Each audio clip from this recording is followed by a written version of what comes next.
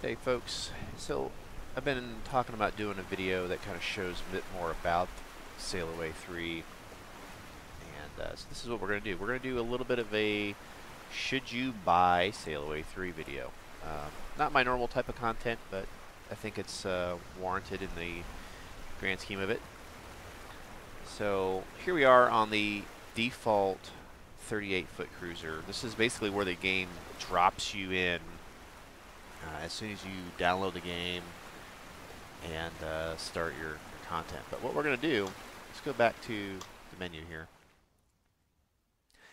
So basically what it will kick you out into is a menu of various things here. And this is where it gets a little confusing for a lot of folks, I think, is, you know, the price of the game is not super high, but there is a lot of potential for microtransactions that seem to scare a lot of folks off. Now, keep in mind, this is intended as a way of making it so you can play how you want to play. If you just want to sail this 38-foot cruiser anywhere around the world, go for it. Like, that's all you got to do. It's buy the base game. What I suggest doing, though, is there is a game package option to get it with 120 bubbles, which is, I mean, it was less than $30 US to do this. So in the grand scheme of gaming, this is pretty cheap. But what that allows you to do, and these are the boats that I have currently. We'll get into that here in a moment. But what it allows you to do is, if I go into boat designs and go buy a boat, this is going to give me the menu of what's all available. And this is where you can kind of pick and choose how you want to play the game. If you're interested in doing, you know, the big offshore races that these guys put on, and this is very player driven, so keep that in mind.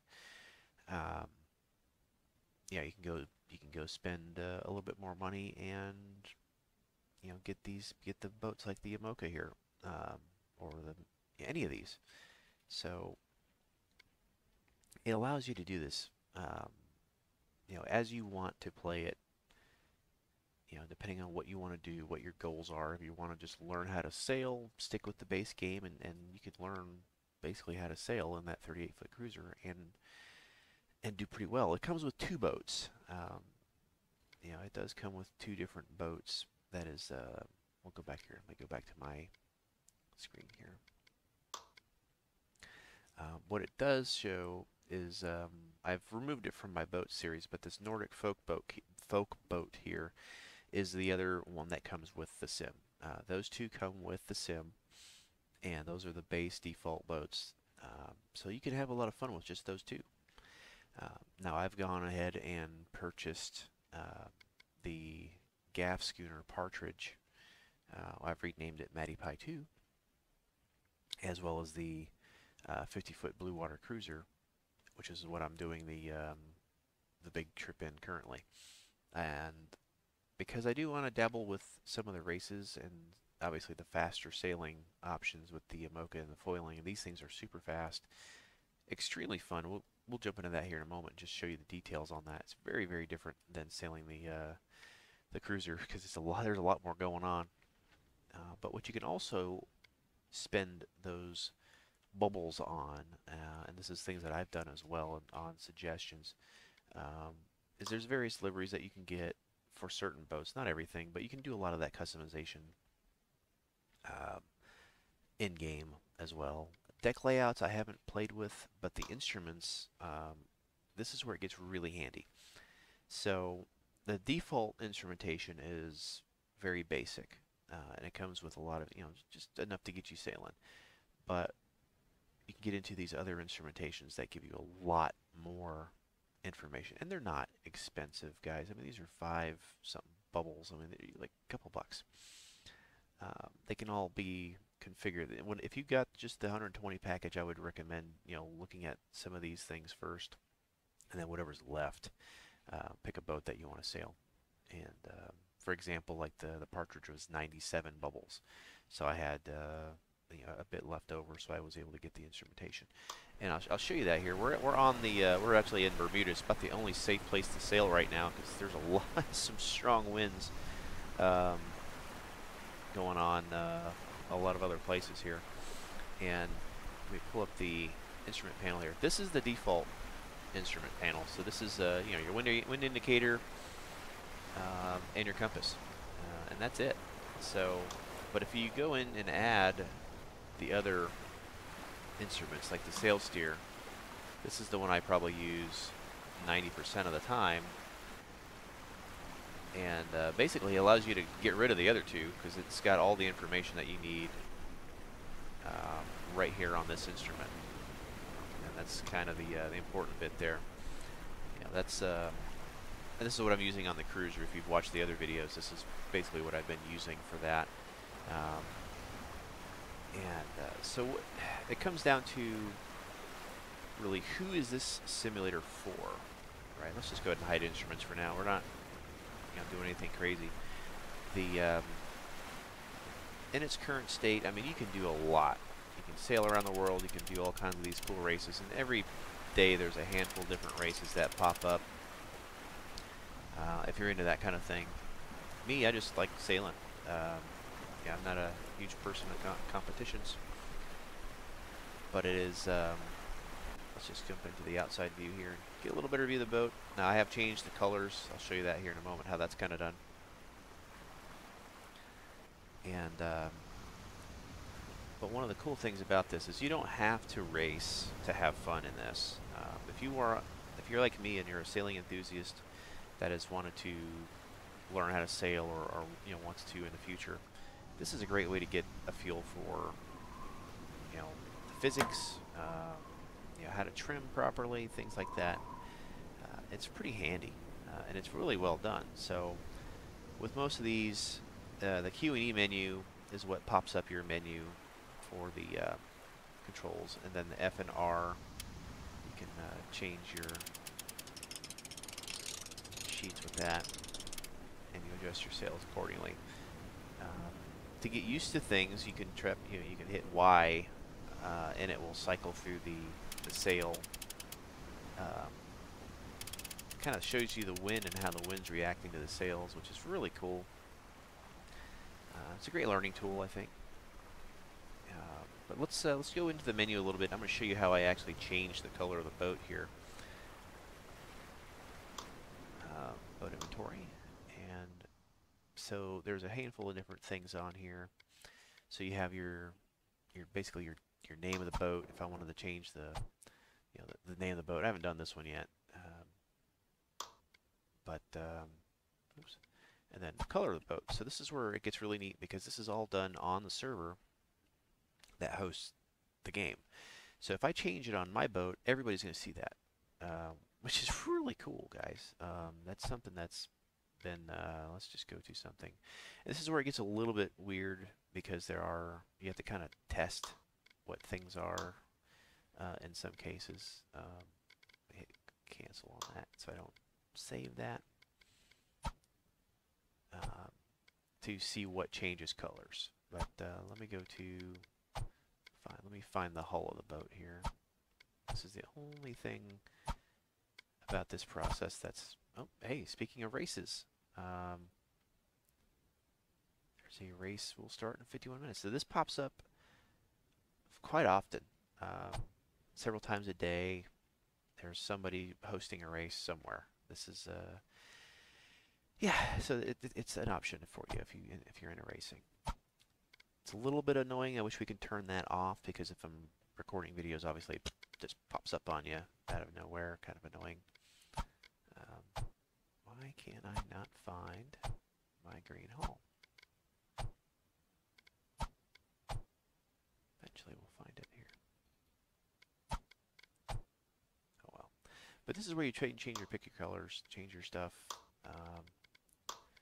Revert to default, and you can change all this stuff, which is really cool. Not something that you have the ability to do with a lot of other games. Not in a way that allows other people to see it. I mean, obviously we change liveries in DCS and other games and other flight sims, But if you have a livery on your computer, basically you're the only one that's going to see it. Other people online aren't going to see it, which in this case, um, you would actually see it, which is really cool. For example, like on my gaff cruiser, which is, I got, should be anchored offshore at the moment. It's been really, really bad weather. um, yeah, but let's go ahead and hide the instruments for now. We don't need that. And then if I hit 1, will bring me up to the menus, or kind of the free camera, and that allows you to see what the boat looks like, kind of in a free camera. One of the other guys in the Discord and I are going to probably sail these guys on a long stage trip at some point. We're going to try to do something like that. It would be kind of cool to take it around the world, but may or may not. Oh, there's some lightning. Not ideal weather. Good thing you're anchored for today. Let's go ahead and go to the Amoka class here. This is where it gets a little bit interesting. This is one of the higher end paid boats. Let's see, other ones at 22 knots. This is gonna be fun. This is where it gets a little bit interesting, and that's where we are. We are underway. Whoa! We're probably gonna swamp. Let's go external here so I can see what's going on here. Oh. Yeah. Well, I did leave the boat anchored, or sailing the last time I was on here. Let's see if we can fix this here. Let's canting keel.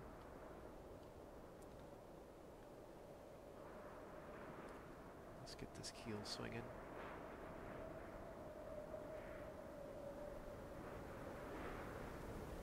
.22 knots of wind.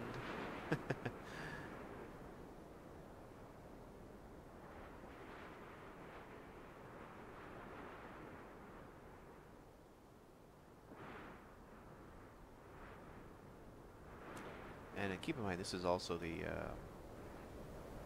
one of the trickier boats to use. Let's get these sails out here.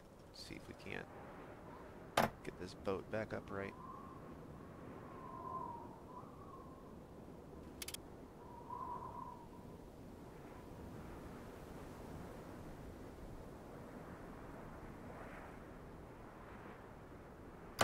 What do I even have equipped on this thing right now? I left it, oh yes, no wonder.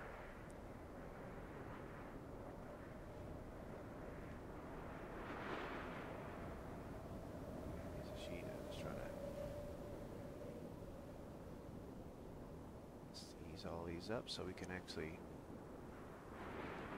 get the boat back on its. Which one is this one?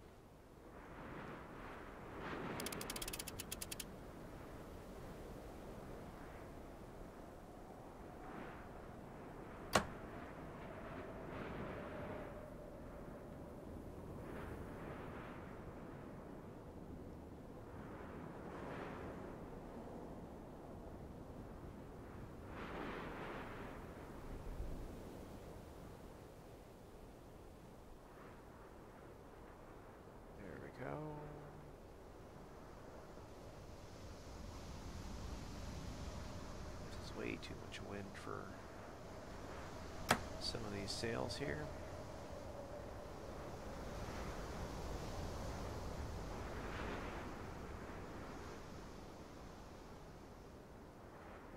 This is one of the only issues that I've had with the offline sailing is sometimes you come back to situations like this where if you are not careful, it will basically just throw you in the in the drink, and it's not pleasant. Let's see if we can.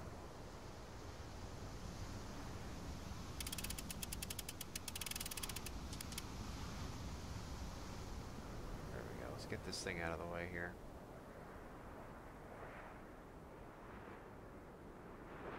There he comes. Alright. We have a righted boat. Alright, let's get this thing out of the way. Storage anchor. And let's see see if we can't get this boat back underway here in a more appropriate fashion. Oops, let's get the foils situated here.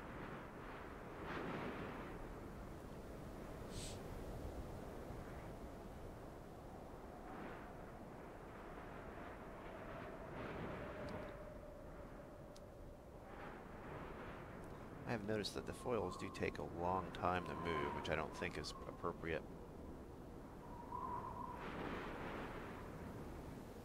Come on, why aren't you moving?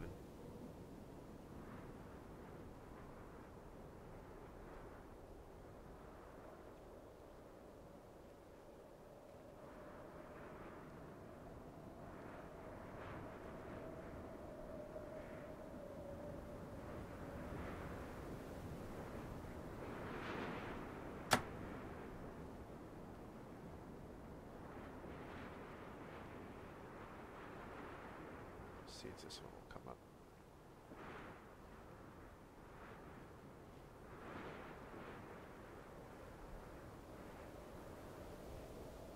It's bugged here. Why is it not working?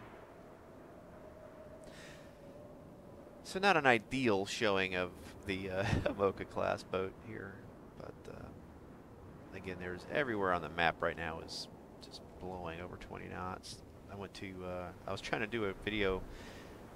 I was going to put the video in a kind of Baja, California, but it was 44 knots wind.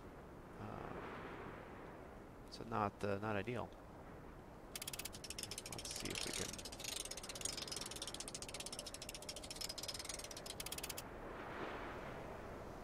I gotta get these rudder down.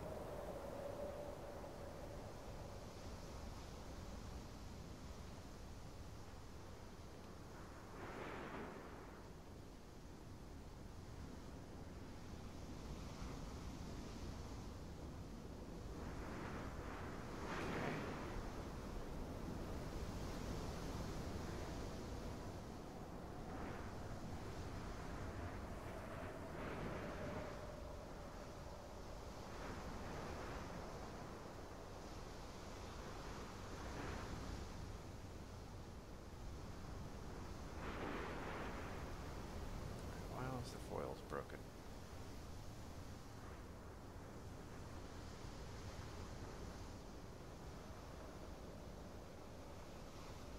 That weird. So just the main sheet a little bit. Let's get that in, and then we'll. Let's try to get underway here.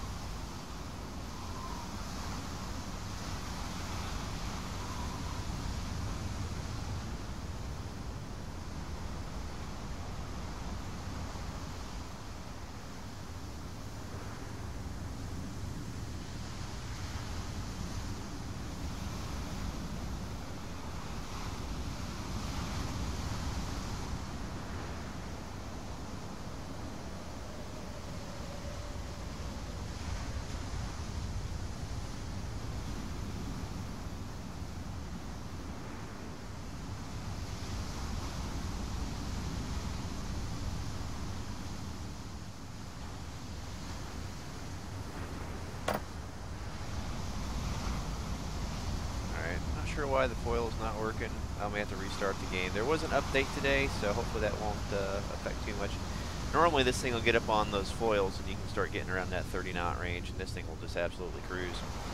I should have reset the boat before we jumped into it, but that is a lesson learned.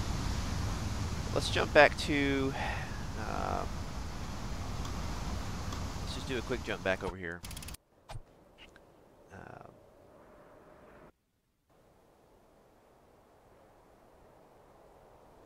We are just back in Bermuda in a little bit more controlled environment. So, but basically, who's this game for? You know, somebody that wants to sail and sail anywhere in the world, right? Sail with your buddies. It is multi-crew capable. You can do. I've had 2 other people on the boat before doing different things. Really handy in the other boat that we were just in because there's a lot going on. Not as much of an issue on boats like this one where you can pretty much handle it single player, no problem. Yeah, is it something I'd recommend for folks? If you're not into sailing, it is something that would be perhaps a little bit boring for some folks. If you're into racing, there is options for racing. Definitely check out the Discord, which I'll link in the description here. Some buggy stuff going on today, this update maybe. But yeah, so there's a lot that can be done, as well as polish work that could stand to be done as well, just for user abilities, user friendliness, I should say. Some of the menus aren't exactly easy to use, at least as intuitive to use, I should say, because it's just, it just takes a little bit of time to cycle through all of these to get to what you're looking for. I'd rather just have like, okay, main sheet is F, or have a keybind specifically for the one that you want to go to or whatever. Kind of would make more sense. And then also these things don't stay up very long if you let it turn it off. It just kind of disappears on you. Well, this video has been long enough. I hope you enjoyed it. I hope this helps you decide whether or not to participate in Sailaway 3. Coming from not having the previous versions of this game, I think it's a good place to start. The physics are amazing. The weather is really cool. The fact that we have the whole world that we can play with. There's a ton of boats out there right now doing various races. I can go show you that. See, all these are all players, and this is the Vendoglobe virtual that's going on currently. Those are all players that are actually out there doing this race. So it's pretty cool. I mean, there's a lot of options here, and a lot of potential where you could go and meet up with other folks. Yeah, if you want to sail around the world, you can. You can do it in a tiny little boat like this if you want, and not have to get wet, which is really cool. Anywho, thanks for watching. Let me know what you think down in the description. If you got the game, let me know what you think of it, and let me know what you're doing. All right, folks. Have a good one.